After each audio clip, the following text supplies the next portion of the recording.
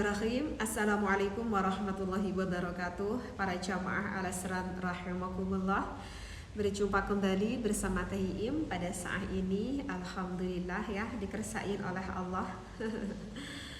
Semoga di dalam pengkajian kitab Minhus Saniyah ini Allah memberikan keterbukaan hati ya bagi diri kita sehingga kita dapat menyerap ilmunya.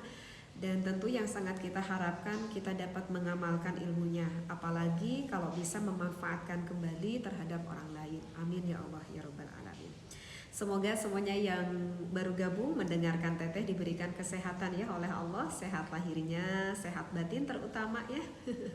Semoga segala situasi kondisi apapun kita pada saat ini selalu berada di dalam rahmat, maghfirah dan juga inayahnya Allah. Baik ya para sahabat Al-Asran, kita lanjut kembali ya ngaderesnya kitab Minhus Saniyah. Semoga Allah memberikan kita keistiqomahan. Amin.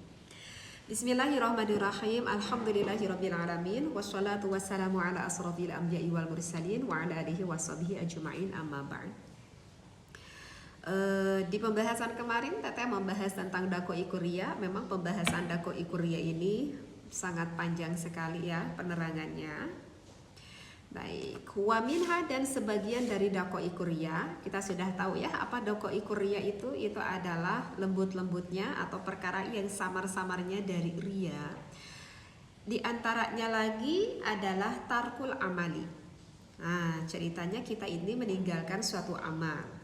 Min ajlinasi, kenapa kita meninggalkan suatu amal tersebut? Min ajlinasi, karena arah-arah manusia. Qala, maka berkata nih siapa? Al-Fudail bin Iyad, Syekh Fudail bin Iyad.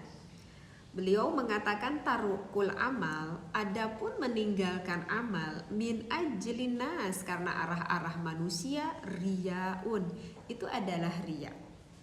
Wal amalu, dan adapun beramal min ajlin nasi, karena arah-arah manusia, itu syirkun, dikatakannya syirik. Syiriknya tetapi di sini syirik kecil ya, bukan syirik besar. Baik. Jadi sudah jelas ya apa yang disampaikan oleh Syekh Fudail bin Iyad. Jadi yang dikatakan riya itu bukan ketika kita melakukan amalnya. Jadi bukan ketika kita melakukan amalnya, karena kalau sampai kita melakukan amalnya bukan karena Allah li ajlin nasi tetapi karena arah-arah manusia, menurut Syekh Fudail bin Iyad itu bukan riya lagi. Itu dosanya lebih besar, tetapi apa? Itu sudah termasuknya syirik. Tetapi syirik di sini bukan syirik seperti kita menyekutukan Allah, bukan seperti itu. Tetapi di sini sudah termasuk syiriknya syirik yang kecil, bukan syirik yang besar. Masya Allah ya. Misalkan sama Teteh dikasih contoh ya. Misalkan kita itu mau melakukan suatu hal, apa aja ya suatu hal, suatu pekerjaan apa aja, bukan hanya yang bersifat nilai ibadah aja. Kita mau melakukan apa aja, kemungkinan besar. Kemudian hati kita itu berkata nih pada diri kita gitu ya, kalau aku mau melakukan hal ini gitu ya, atau aku mau melakukan amal ibadah ini, misalkan yang bersifat amal ibadah, kemungkinan besar nanti akan banyak orang yang memuji aku akan hal ini yang akan aku lakukan gitu ya.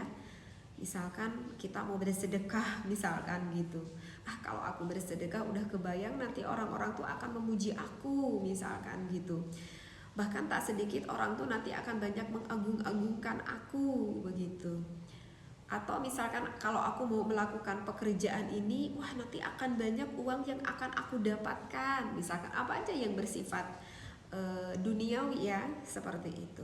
Nah, ketika hati kita itu berpikir, terus kita berkata lagi nih sama hati kita, aku enggak akan melakukan hal ini, aku enggak akan melakukan pekerjaan ini, atau aku enggak akan melakukan amal ini. Kenapa? Ya karena aku takut disangka riya oleh orang lain.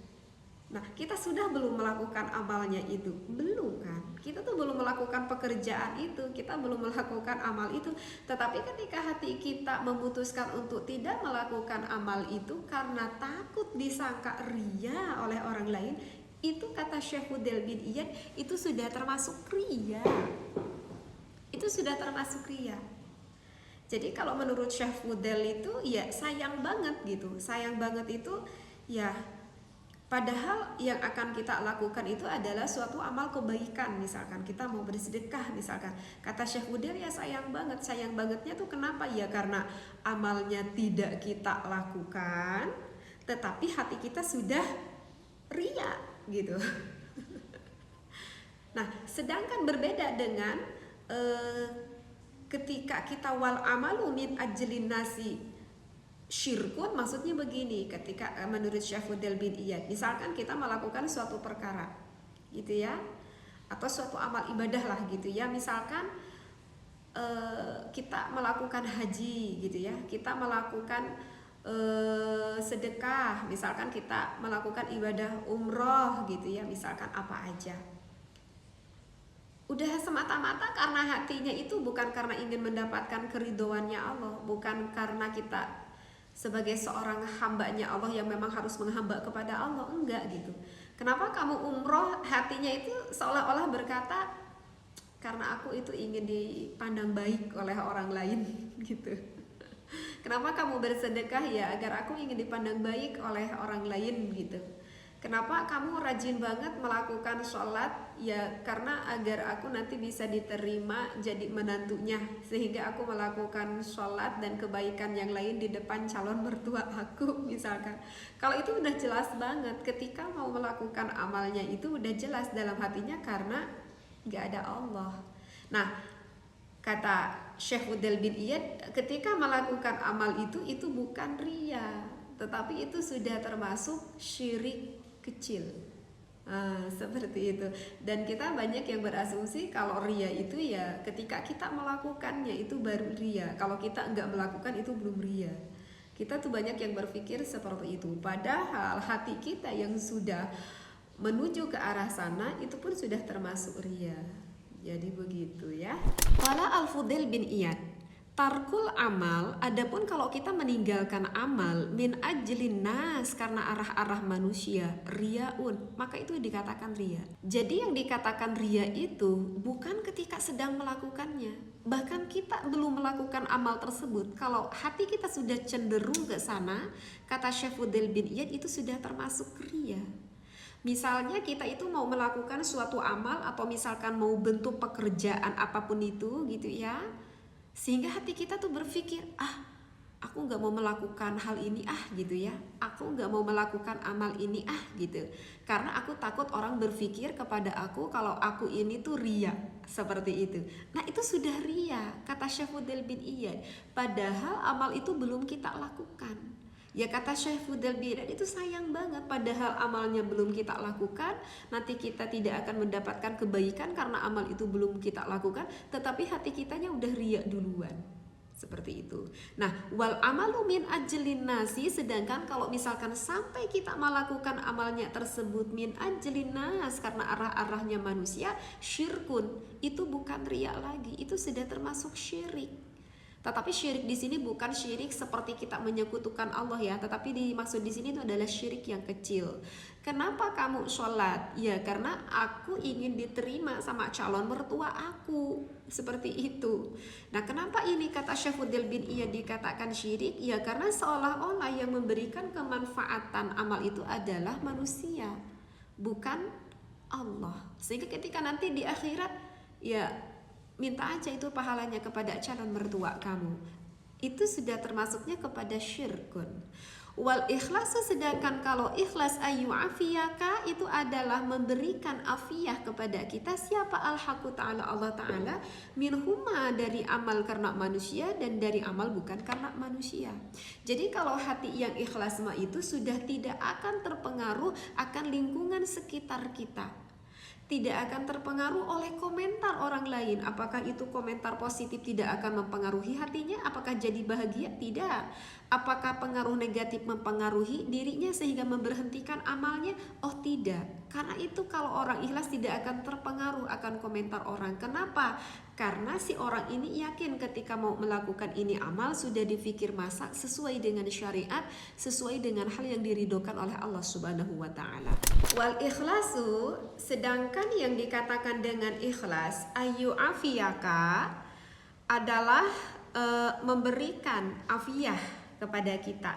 Siapa al-haqqu ta'ala, Gusti Allah ta'ala, minhuma dari amal karena manusia dan amal karena bukan manusia.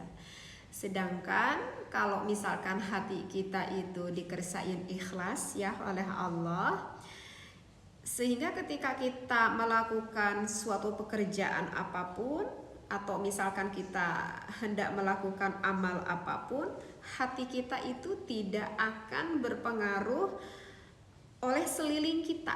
Jadi penilaian dari seliling kita atau misalkan penilaian dari orang lain terhadap kita itu nggak akan mempengaruhi hati kita.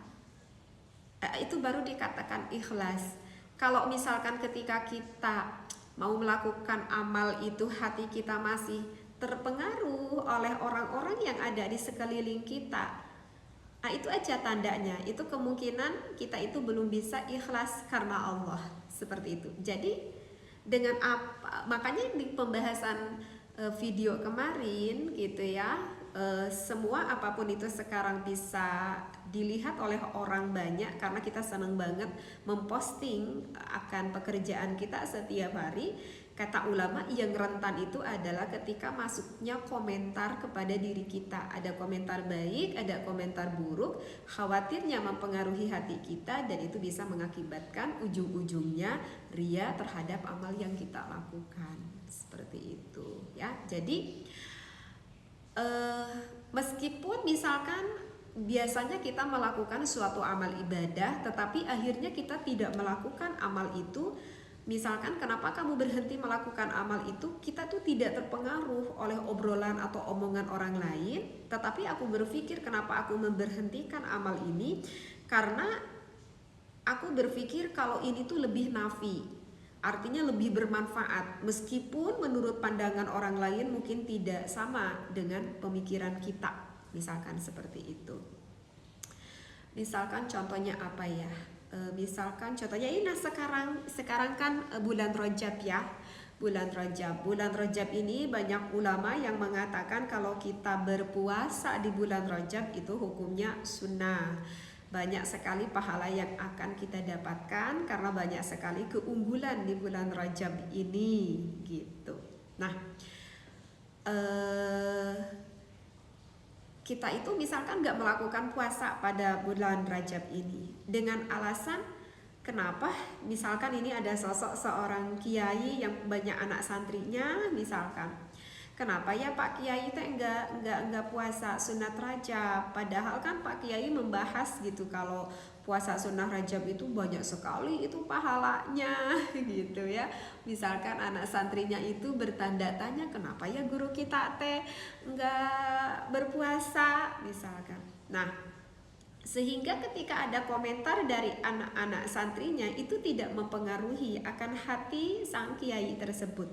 Apakah dikarenakan banyak santrinya yang berkomentar seperti itu, besok aku puasa aduh aku malu nih sama anak santri gitu, besok aku puasa, sehingga sang kiai tersebut melakukan puasa. Melakukan puasanya itu misalkan dikarenakan terpengaruh oleh komentar-komentar dari anak santrinya. Ayo, itu bisa kita jawab ya. Tetapi misalkan kenapa ya ini Pak Kiai enggak puasa? Karena kalau aku berpuasa biasanya kondisi fisik aku itu memang gak kuat, mungkin agak lemah gitu ya kondisi fisiknya. Karena kegiatan aku itu misalkan mulai dari subuh sampai malam itu full ngajinya banyak, ngewuruk anak santri terus menerus. Sehingga kalau misalkan aku berpuasa dikhawatirkan aku meninggalkan perkara yang lebih wajib, sedangkan ini puasa hukumnya sunnah. Ya, dikhawatirkan aku jadi enggak ngewuruk anak santri beberapa waktu, sedangkan aku ngewuruk anak santri ini lebih wajib daripada puasa sunnah ini. Sehingga ketika ini Pak Kiai tidak melakukan puasa sunnahnya pun punya alasannya dia sendiri, tetapi tidak terpengaruh akan komentar dari tadi anak-anak santri. Nah, ini baru yang dikatakan dengan ikhlas, tak terpengaruh akan obrolan orang. Itu semata-mata karena sudah difikir dengan masak sesuai dengan kadar ilmunya. Jadi itulah yang dikatakan ikhlas, itu tidak terpengaruh akan lingkungan dari sekitarnya. Baik, lanjut lagi ya. Wa makna dzalika, dan maknanya yang disampaikan oleh Fudail bin Iyad, An-naman, sesungguhnya orang, sesungguhnya manusia gitu ya, azima ala ibadatin, yang bertekad nih mau melakukan suatu amal ibadah, watarakaha makhofatan, kemudian ibadah tersebut ditinggalkan nih oleh diri kita, ayyarahunas, karena merasa takut kita itu dipandang manusia, fahuwa murain, ya kata Syekhuddin bin Iyad itu tuh udah riya gitu. Li'annahu tarakaha min ajlinas, karena ternyata meninggalkan amal tersebut itu ternyata semata-mata karena manusia, karena pandangan orang lain. Jadi maksudnya gimana nih teh? Jadi maksudnya begini, menurut Syekh Fudail bin Iyad, ceritanya kita itu udah istiqomah, misalkan kita itu sudah terbiasa melakukan suatu amal atau pekerjaan apa aja gitu ya. Sama teteh dicontohkannya suatu amal ibadah aja. Misalkan apa ya contohnya ya, misalkan dulu kita sebagai seorang perempuan, dulu kita itu belum bisa menggunakan kerudung misalkan. Dulu kita itu belum bisa menggunakan kerudung. Nah, beberapa akhir-akhir ini, misalkan sudah beberapa bulan ini, kita sebagai seorang perempuan, aku pakai kerudung, akhirnya kita pakai kerudung gitu ya. Dulu kita itu nggak pernah ngaji gitu ya ke madrasah misalkan, karena udah pakai kerudung, akhir-akhir ini kita suka mengikuti pengajian misalkan ke madrasah. Nah, ketika kita udah enak aja melakukan suatu amal itu, udah istiqomah nih, kita udah terbiasa menggunakan pakaian yang menutupi auratnya sebagai seorang perempuan yang dulunya enggak ngaji, alhamdulillah sekarang kita itu suka ngaji gitu ya. Nah, ketika di pertengahan jalan ternyata banyak nih orang yang berkomentar sama kita, apa dari tetangganya, apa dari temen-temennya, ih kamu sekarang aduh so alim banget misalkan gitu ya, so alim banget sekarang kamu pakaiannya berkerudung ya gitu, padahal kan dulu kamunya jauh banget gitu, bahkan sekarang ngaji ya, pokoknya misalkan ketika di pertengahan jalan tuh banyak yang mengolok-olok gitu ya kepada kita. Nah, sehingga akan apa yang dibicarakan oleh orang lain itu ternyata berpengaruh terhadap hati kita, itu berpengaruh sampai kita berpikir aduh gitu ya, banyak yang komentar gak asik gitu ya tentang aku gitu, padahal aku mau menuju kepada kebaikan. Akhirnya memutuskan kita itu untuk berhenti, aku gak mau ngaji lagi, aku gak mau pakai kerudung lagi misalkan. Nah, akhirnya kita berhenti. Nah, berarti selama ini kita melakukan amal tersebut, selama ini kita itu belum karena Allah. Kata Syekh Fudail bin Iyad, itu masih ada riyanya ketika kita melakukan amal itu. Karena kalau kita melakukan suatu amal itu, kalau misalkan dasar hati ikhlas karena Allah, biasanya obrolan dari sekitar itu tidak akan mempengaruhi akan hati kita. Yang tadi barusan teteh bacakan, kalau masih mempengaruhi terhadap hati kita, kemungkinan amal kita itu masih ada riyanya. Dan menurut Syekh Fudail bin Iyad ini ya, yang dulu-dulu, yang beberapa pekan ini kita lakukan amal kebaikannya itu masih ada riyanya ya, karena ya tadi, karena pandangan orang lain itu mempengaruhi hati kita. Nah, yang tidak riya itu, andai pun kita menghentikan amal itu, misalkan itu bukan dikarenakan ada obrolan atau pandangan dari orang lain, tetapi sudah kita dipikir-pikir masak, ini adalah pandangan ini sesuai dengan ilmunya, sesuai dengan syariat gitu ya. Misalkan teteh kasih contoh, ini ngajinya banyak contoh ya, biar terbayang lah gitu. Misalkan Coba sama kita diperhatikan ya, kalau di kampung-kampung sekitar Teteh ya, gak tahu di kampung-kampung kalian. Kalau di kampung-kampung sekitar Teteh tuh di sini banyak ya. Misalkan di masjid-masjid kampung itu banyak sekali anak-anak kampung gitu ya, kayak anak-anak kecil, anak-anak SD, bahkan yang sekolah SLTP gitu ya. Ketika maghrib itu pada datang ke masjid setelah melakukan sholat maghrib berjamaah itu kemudian pada ngaji. Nah, bagaimana di kampung kalian? Di kampung Teteh alhamdulillah masih ada lah ya beberapa anak yang ketika maghrib itu pada ngaji gitu. Nah, misalkan ini si imam masjidnya sebagai sosok seorang ustadznya lah gitu ya, yang suka ngewuru ke anak kampung tersebut gitu. Padahal sebelum ada anak kampung yang suka ngaji kepada beliau, ini si Pak Ustadznya itu sudah biasa mendawamkan wiridan misalkan ya, karena kan waktu maghrib, dari waktu maghrib ke sampai waktu isya itu adalah waktu ijabah ya. Jadi bagusnya ketika maghrib sama isya itu harus perbanyak sekali amal, kayak wiridan, kita baca Quran, atau misalkan mau sholat sunnah, bagus banget memperbanyak di sana, banyak berdoa, karena memang maghrib sampai isya itu termasuk waktu istajab gitu ya. Nah, kan banyak banget tuh pahalanya di sana. Padahal itu sang ustadz sudah istiqomah melakukan wirid tersebut. Ya, dikarenakan pada kemudian harinya ada satu anak, dua anak, sampai banyak anak yang membutuhkan ilmunya beliau, ustadz tersebut, sehingga memutuskan ini sang ustadz padahal dulunya udah istiqomah melakukan wiridan, sekarang memberhentikan. Ya, karena dulu tuh nggak ada yang ngaji, sekarang ada yang ngaji, sehingga berpikir ya kalau misalkan aku berwiridan, kemanfaatannya hanya untuk aku saja. Sedangkan kalau aku mengajarkan ini sama anak-anak bacaan Quran, menerangkan bagaimana tauhid kita kepada Allah, diajarkan ilmu fikihnya juga, ini sang ustadz berpikirkan nanti yang akan mendapatkan kemanfaatannya bukan aku aja, lebih banyak. Dan itu memang lebih dibutuhkan untuk mengembangkan agama ini. Itu pahalanya lebih besar daripada kita berwirid sendiri. Nah, berarti ini sang ustadz memberhentikan amalnya itu bukan dikarenakan ada omongan dari orang lain, tetapi memberhentikan amalnya itu dikarenakan ada suatu kemaslahatan, ada suatu nafi, kemanfaatan yang lebih besar. Ya, kalau itu bukan termasuk riya ketika memberhentikan amalnya tersebut. Seperti itu. Ya, kecuali kalau misalkan kita gitu ya, kalau kita yang nggak ada yang mengikuti kita misalkan gitu ya, karena nggak ada yang ngaji sama kita ya. Kalau nggak ada yang ngaji sama kita ya bagusnya ya kita berwiridan atau melakukan amal ibadah yang lainnya kayak ngaji Quran atau sunnah-sunnah sholat yang lainnya, seperti itu.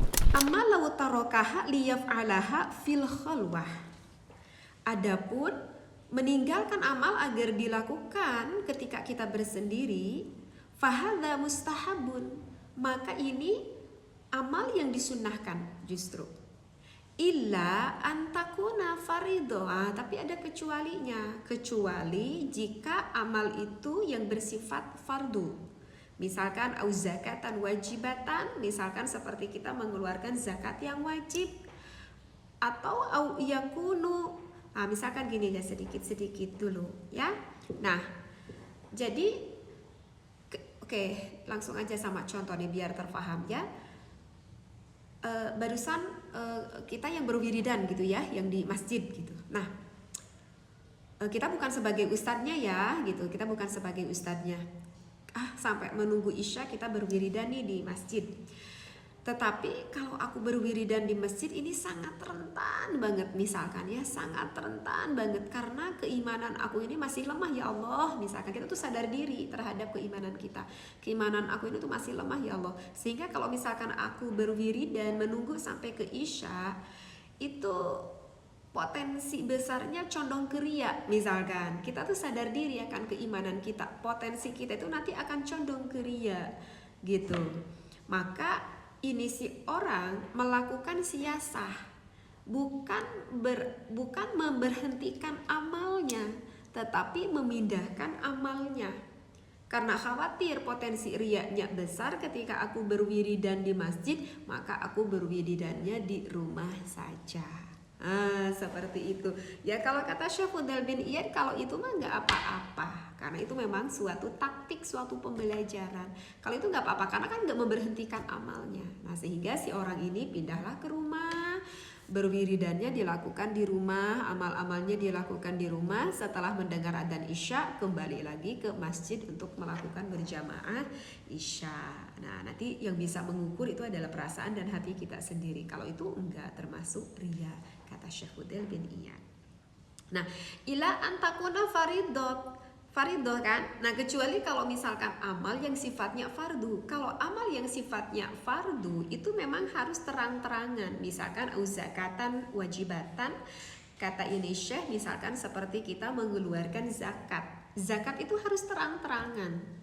Ya, harus terang-terangan agar orang itu tahu kalau kita sudah mengeluarkan zakat. Takutnya orang berpikir kalau kita adalah orang yang mencegah terhadap zakat, kan nantinya suatu fitnah. Gitu kan, seperti bapak bagusnya laki-laki berjamaah di masjid, kan nggak apa ya, terang-terangan itu terlihat oleh orang. Atau misalkan kita berpuasa seperti bapak setiap hari Jumat, ya maksudnya laki-laki setiap hari Jumatan, kan itu terang-terangan, dan itu memang harus terang-terangan gitu ya, kecuali yang faridoh. Kecuali kalau ibadah yang memang sifatnya fardu, itu sifatnya harus terang-terangan. Au yakunu mimman yuktadabi, atau amal itu memang dari orang yang diikuti. Maksudnya gini, dari yuktadabi maksudnya gimana teh? Maksudnya misalkan gini, misalkan kita itu imam masjid gitu ya, kita itu imam masjidnya misalkan, tapi nggak ada yang ngaji nih setelah kita melakukan sholat keseharian kita. Kita misalkan sebagai imam masjid, berarti biasanya si makmum mengikuti kita ya sebagai imam masjid. Nah, kan bagusnya melakukan sholat sunnah itu kan di rumah. Keutamaannya ya, keutamaan melakukan sholat sunnah itu di rumah. Tetapi kita berpikir, kalau misalkan aku melakukan sholat sunnahnya di rumah, ini sedangkan para jamaah yang ada di belakang aku ini, misalkan orang-orangnya yang awamul mukminin, orangnya yang masih seperti dibujuk-bujuk lah di dalam agama lah istilahnya, masih awamul mukminin gitu. Nah, kalau aku misalkan melakukan sholat sunnahnya di rumah, khawatir sekali ini para makmum jamaah tidak melanjutkan kebaikannya, melakukan sholat sunnah. Atau misalkan setelah beres sholat fardu, salam-salam, ujuk-ujuk pulang, misalkan wiridannya di rumah. Sehingga ini sang imam itu berpikir, kalau aku wiridan di rumah, aduh khawatir ya, kasihan ini makmum aku ini karena masih awamul mukminin, tidak tahu apa aja wiridan yang harus dibaca. Nah kalau itu tuh nggak apa-apa gitu, karena kan itu punya tujuan mimman yuktadabi, agar amalnya itu diikuti oleh orang lain. Jadi bertujuannya untuk mendidik, seperti itu. Maka setelah beres sholat, ini sang imam baca auratnya, kemudian melakukan sholat sunnah. Kalau misalkan isya gitu ya, sholat sunat ba'danya, sampai witirnya juga di masjid misalkan. Tetapi si hati berkata, punya tujuan untuk mendidik. Itu apakah masih termasuk ikhlas? Tentu itu masih termasuk ikhlas gitu ya. Faljahru kan di sini, maka terang-terangan kita fidzalika dari amal itu afdalu, itu lebih utama. Oh, jadi ternyata ada sebagian amal yang memang amal itu ternyata lebih baik kita lakukan secara terang-terangan. Yang tadi Teteh sampaikan, kita zakat bagusnya terang-terangan, kita berpuasa bulan Ramadan harusnya terang-terangan. Jadi ada sebagian amal yang memang lebih maslahat untuk berterang-terangan. Seperti itu ya. Jadi ingat aja tujuan dalam hati kitanya. ya. Kecuali kalau misalkan hati kita rentan banget ketika kita dilihat oleh orang melakukan amal itu secara jahar, secara terang-terangan, lebih condong terhadap ria, ya tadi yang Teteh bilang, antisipasinya menurut Syekh Fudel kita melakukan amalnya itu secara sembunyi, karena memang begitulah keutamaan amal itu adalah secara sembunyi. Kita nih misalkan sebagai seorang suami gitu ya, ketika baca Qurannya aku nggak di masjid gitu, aku baca Qurannya di rumah aja, aku wiridannya di rumah aja, aku melakukan ibadah sholat sunnahnya di rumah aja, dan memang itu adalah keutamaannya seperti itu gitu. Kenapa Bapak kamu melakukan amal-amalnya itu di rumah? Ya karena aku menginginkan rumahku ini baiti jannati, rumahku ini ingin menjadi seperti surgaku. Aku bertujuan untuk mendidik agar dilihat oleh anak dan istriku, agar nanti anak dan istriku tuh mengikuti hal-hal kebaikan seperti apa yang aku lakukan. Masya Allah. Itu sangat suami yang begitu luar biasa ya. Jadi jangan sampai ke rumah itu hanya untuk tempat curhat keluh kesah aja, jangan hanya tempat untuk melampiaskan keamarahan aja gitu ya. Misalkan kita itu mendengar dari suatu kajian nih, seorang suami kalau dari waktu subuh sampai waktu duha bagusnya itu kita wiridannya di masjid. Memang ada keterangan yang mengatakan seperti itu. Nah ceritanya kita itu wiridan nih dari subuh nggak pulang-pulang ke rumah sampai waktu duha, kita baca wiridan sebanyak-banyaknya gitu ya, karena udah mendengar nih dari suatu pengajian. Tapi ketika pulang dari wiridan udah melakukan beres sholat sunat duha, marah-marah itu suaminya kepada istrinya. Kenapa marah-marah? Harusnya kalau aku udah pulang di masjid itu harus udahnya disiapkan dong kopinya buat aku, misalkan sarapannya buat aku gitu kan, aku sebentar lagi mau berangkat kerja gitu. Misalkan ke istrinya marah-marah, apa aja kamu tadi dari subuh yang kamu lakukan di rumah? Ya kalau seperti itu atau nanti pahalanya bisa jadi hilang. Selama kita dari subuh sampai duha yang kita lakukan itu bukan jadi baiti jannati, jadinya itu bukan jadi rumahku adalah surgaku kalau seperti itu ya. Nah ini ada sedikit tips juga ya, kalau misalkan kita di rumah itu melakukan amal ibadah apa aja ya, misalkan kita sholat, kita ngaji Quran gitu ya, atau misalkan kita berwiridan, bagusnya seluruh rumah itu pernah kita tempati untuk melakukan amal ibadah. Agar apa? Agar menjadi saksi nanti kita di akhirat. Misalkan kalau kita sholat misalkan di kamar ini gitu, nanti kali-kali aku sholat di kamar sebelah sini karena kamar ini kosong misalkan. Nah biar jadi saksi pindahlah ke kamar ini, atau misalkan ke ruang tamu, misalkan nggak ada orang yang masuk, kita ngaji Qurannya misalkan di ruang tamu. Yang penting bukan di tempat yang makruh ya, misalkan kayak di kamar mandi ya itu nggak boleh seperti itu. Itu bagusnya seperti itu. Agar apa? Agar nanti si tempat itu semuanya menjadi lebih banyak saksi untuk kita nanti di akhirat. Lanjut lagi ya, sedikit lagi. Wa minha, begitu juga yang termasuk dari daqaiq riya itu apa? Hikayatul a'malis sholihat. Misalkan kita itu membicarakan akan amal-amal yang baik. Nah ini membicarakannya sekarang nih, lebih mengkerucut lagi. Allati waqa'at fi azmani madad. Misalkan kita itu menceritakan yang mana amal-amal ini pernah kita lakukan madad pada zaman dulu yang udah lalu. Walam yushir biha ahadun illa li ghurdin syar'iyyin, tanpa orang lain tahu kecuali diceritakannya itu dikarenakan ada alasan syarak ya. Fa inna hikayataha bi ghairi ghurdin syar'iyyin yarudduha ila suratir riya biha hala amaliha. Jadi kita itu menceritakan amal tetapi nggak ada tujuan syara, atau misalkan tidak ada tujuan untuk pendidikan, jadi contoh ya, ini akan mengembalikan terhadap amal kita gitu. Maksudnya gimana nih Teh? Maksudnya begini, maksudnya misalkan kita itu pernah melakukan suatu amal ya, amal yang kapan aja yang pernah kita lakukan, meskipun ini amal yang sudah bertahun-tahun gitu ya, yang sudah bertahun-tahun, mau amal apa aja, atau misalkan dari pengalaman hidup gitu ya, pengalaman hidup yang pernah kita lalui gitu ya, bukan hanya berupa amal aja gitu. Kita menceritakan tentang pengalaman hidup yang misalkan kita menceritakan pengalaman hidup yang ekonomi kita dulu yang rendah, atau perjuangan hidup kita gitu, agar ketika kita menceritakan pengalaman hidup ini agar dipandang oleh orang lain, ini orang begitu sabarnya ya, misalkan seperti itu ya.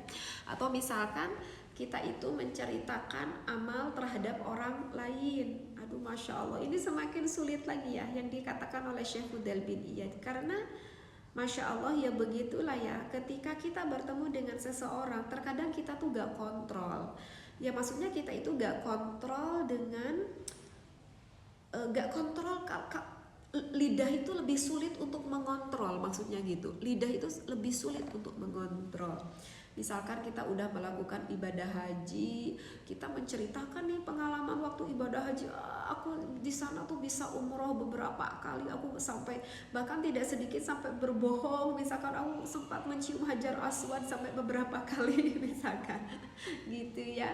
Tetapi kalau misalkan ketika kita menceritakan amalnya itu, kata Syekh Fudail bin Iyad, hatinya bermaksud bertujuan untuk sum'ah. Nah ini karena ini berbicara hati, ini berbicara hati. Kalau misalkan ketika kita menceritakan amal itu sekali lagi ada tujuannya untuk sum'ah gitu ya. Jadi sum'ah itu ya agar dipandang kita itu oleh orang lain ya, agar dipandang baik, agar dipandang kita itu adalah orang solehah ya, intinya agar dipandang lah gitu, ingin ada sanjungan lah intinya dari orang lain gitu ya. Jadi ada maksud hati sum'ah ya, kata Syekh Fudail bin Iyad, padahal meskipun ketika waktu dulu itu kita melakukan amal ibadahnya ikhlas, nanti hilang pahalanya. Aduh sayang ya. Jadi begitulah sulitnya amal ibadah. Jangankan untuk mempertahankan yang sekarang, yang lalu aja itu sebetulnya sulit untuk mempertahankan amal itu. Meskipun ketika kita melakukan amal itu amal apa aja gitu ya, padahal ikhlas, tetapi kenapa kita pada saat ini harus menceritakan amal itu, dan tujuan dalam hati kita itu bertujuannya karena ingin dipandang oleh orang lain, ada sum'ah dalam hati kita. Kata Syekh Fudail bin Iyad, nanti pahalanya habis seperti itu. Kecuali yang barusan dibacakan kan, kecuali kalau ada bermaksud untuk contoh yang bernilai sifat pendidikan gitu. Misalkan kita itu membicarakan pengalaman hidup kita nih terhadap anak kita gitu. Misalkan anak kita ini sudah berumah tangga misalkan ya, contohnya sedang mengalami kesulitan dengan suaminya misalkan di dalam segi ekonomi misalkan. Kemudian kita itu memberikan motivasi, memberikan dorongan kuat, dan membicarakan suatu contoh yang pernah dilalui dulu oleh diri kita. Nah, kamu tahu gak, nah dulu juga mama sama bapak tuh di dalam perjalanan hidup itu lebih berat daripada kamu nak pada saat ini yang sedang kamu rasakan. Dulu mama itu sama bapak ekonominya lemah banget, ujiannya ini itu gitu. Tetapi alhamdulillah mama dan bapak bisa kuat sampai sekarang. Nah, sehingga ini si sang ibu menceritakan pengalaman hidupnya karena bermaksud ingin memberikan contoh. Kalau itu tidak termasuk riya, karena punya tujuannya baik, memberikan contoh, memberikan suatu pendidikan seperti itu. Baik, sedikit lagi ya. Jadi poinnya tuh seperti ini nih, poin terakhirnya. Wa min wasiyati Sayyidi Al-Khawas rahimahullahu taala li ashabihi. Nah, di sini ada wasiat ya. Ada wasiat dari Sayyid Al-Khawas ya. Apa wasiatnya? Ahdaru, kata ini Sayyid Al-Khawas, ahdaru, kita gitu ya, kamu, kata ini, kita itu harus berhati-hati. Dari apa? Minat tasmi', dari tasmi, ya dari sum'ah itu. Maksudnya karena ingin dapat pujian atau apa gitu ya dari orang lain. Bi'a'malikum, akan amal-amal kita gitu ya. Apakah apakah amal yang mau kita lakukan atau amal yang sudah kita lakukan. Fa innahu yabtuluha, karena ini semua itu bisa membatalkan terhadap amal kita. Karya, iya seperti riya. Ala haddin sawa, ya sama aja seperti halnya riya. Kama soroha bidzalikal hadis, ini seperti yang pernah dijelaskan di dalam hadis. Lakin tetapinya litasmi'i dawaun, hanya bedanya seperti ini. Apa? Wahwa ayundamal adu ala dzalika wa yatubu min dzalika taubatan shadiqatan. Misalkan si abdi itu merasa menyesal karena amalnya sudah dibicarakan, kemudian niat hatinya ada sum'ah, gimana amalnya pengen kembali, maka di sini bertaubatlah gitu ya. Nanti kalau tobat amalnya kembali lagi. Oke, gitu ya, agak panjang ini referensinya. Jadi gini aja deh kesimpulan terakhirnya. Jadi menurut siapa tadi, Said Al-Khawas, kalau bisa kita itu jangan kalau bisa kita itu jangan menjadi orang yang si sosok orang yang senang ngobrol membicarakan amal. Atau misalkan andai pun amal itu harus kita bicarakan di depan orang lain, kata Said Al-Khawas, berhati-hatilah. Kalau misalkan tidak ada keuntungan untuk yang berhubungan dengan syara, lebih baik si bibir ini berdiamlah. Jangan suka membicarakan amalnya. Ataupun apapun itu sebetulnya, bukan hanya amal aja. Kalau misalkan di hati kita itu nanti ada sum'ah, karena ingin dipandang oleh orang lain.